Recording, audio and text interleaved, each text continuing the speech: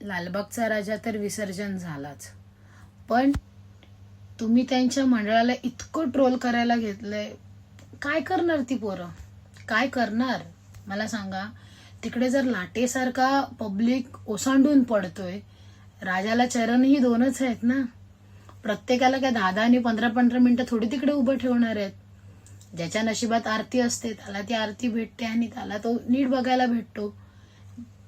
मंडळाचं नाव खराब करून ती पोरं अशी वागतात, ती पोरं तशी. अरे काय करणार ती पोरं, 20-20 25-25 तास सेवा करत असतात, झोपत नाहीत ती पोरं 10-10 दिवस टायमाला.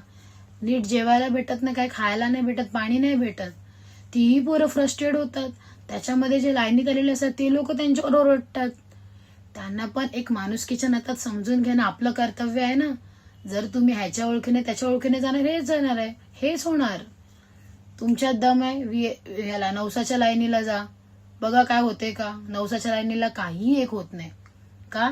कारण की ती लाईन नवसाची असते आणि नवसाची लाईन ही सुखरूपरित्या राजाकडे नेते. तुम्ही ह्याच्या ओळखीवर मला सोड, मी याचा भाऊ, मी त्याचा तो, हे होणारच.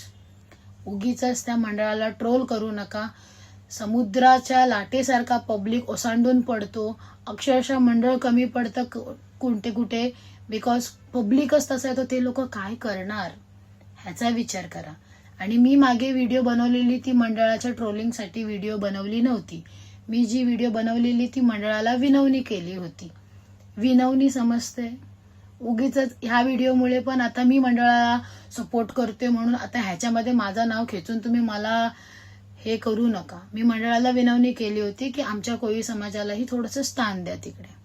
बाकी माझा विषय काहीच नाही. पण त्यांच्या हालत आणि कंडिशन बघता मला ही व्हिडिओ करावीशी वाटली. तुमचं काय मत आहे हे कमेंट करा किंवा नका करू हे तुमच्याकडे ठेवा. उगीच ट्रोल करू नका. ते 10 दिवस काय सहन करतात आपल्याला माहिती नाही. आपण इकडे जातो, अरे माझं दर्शन करून आपण घरी येऊन लोळत असतो.